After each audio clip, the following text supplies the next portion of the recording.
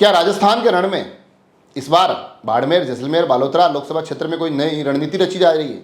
और इस नई रणनीति की तरफ इशारा इसलिए जरूरी हो जाता है क्योंकि वहां पर जो राजनीतिक हमले हो रहे हैं इस त्रिकोणीय संघर्ष में, वो सभी हमले कांग्रेस बनाम रविंद्र सिंह भाटी दिखाई देते हैं। रविंद्र सिंह भाटी जब हमलावर होते हैं तो वो कांग्रेस के नेताओं को निशाने पर लाते हैं। जब कांग्रेस के मंच से बातें होती है तो उन बातों के केंद्र में, उन बातों के निशानों में रविंद्र सिंह भाटी नजर आते हैं।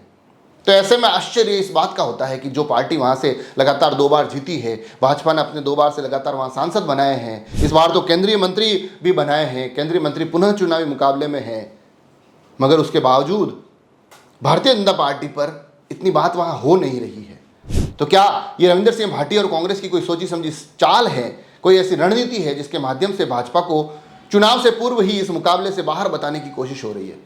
ऐसा कोई संकेत देने की कोशिश हो रही है कि देखिए मुकाबला ही कांग्रेस बनाम रविंद्र सिंह भाटी है, क्योंकि रविंद्र सिंह भाटी बागी होकर चुनाव लड़ रहे हैं, तो ऐसे में कांग्रेस को फायदा होना चाहिए।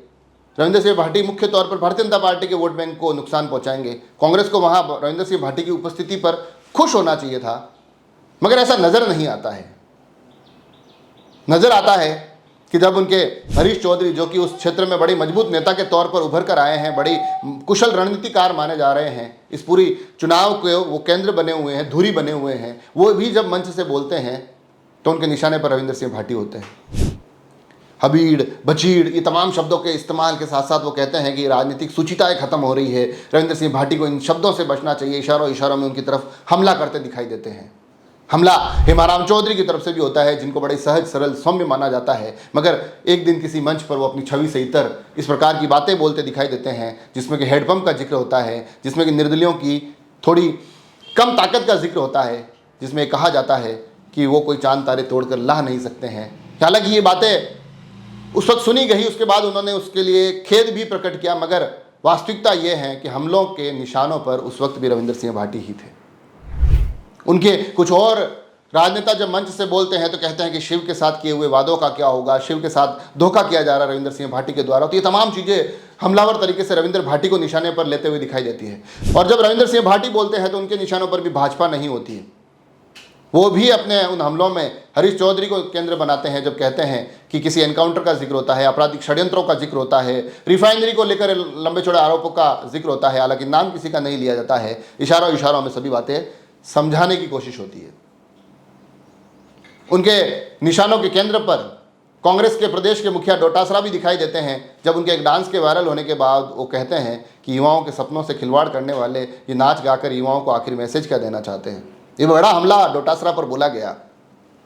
इस बड़े हमले के माध्यम से क्या कोशिश इस बात को लेकर है कि चुनावी मुकाबले को कांग्रेस बनाम भाटी बनाया जाए।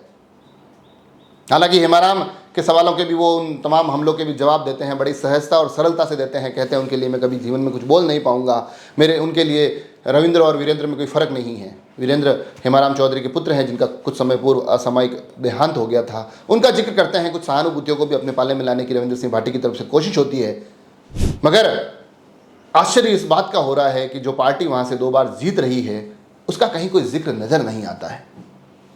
तो ऐसे में ये प्रश्न पुनः उठता है कि क्या ये कांग्रेस और भाटी की एक ऐसी रणनीति है जिसमें ये दिखाने की कोशिश हो रही है कि भाजपा तो मुकाबले में है ही नहीं।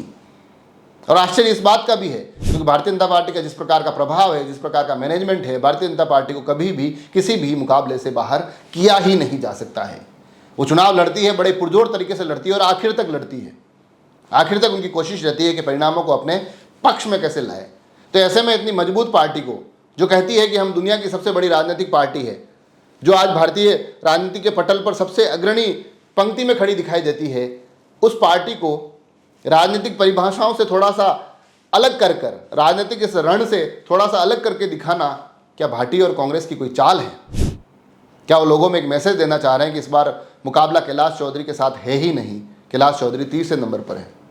ये अपने आप में अतिशयोक्तिपूर्ण बातें हो सकती है, आश्चर्यजनक बातें हो सकती है, मगर इन दिनों जैसलमेर, बाड़मेर, बालोतरा के लोकसभा क्षेत्र में ये होता दिखाई दे रहा है। मुकाबले में यही तर्क, यही वितर्क और कहीं काफ़ी कुछ हद तक यही कुतर्क नज़र आते हैं। अब इनके माध्यम से राजनीति की कौन सी परिभाषाएं गढ़ी जा रही है, राजनीति की कौन सी साजिशें रची जा रही है, राजनीति की कौन सी पटकथाएं लिखी जा रही है, उनका खुलासा तो आगे आने वाले किसी समय में होगा। मगर मुकाबला बड़ा ही मज़ेदार है, इस पर हमारी नज़र भी लगातार है।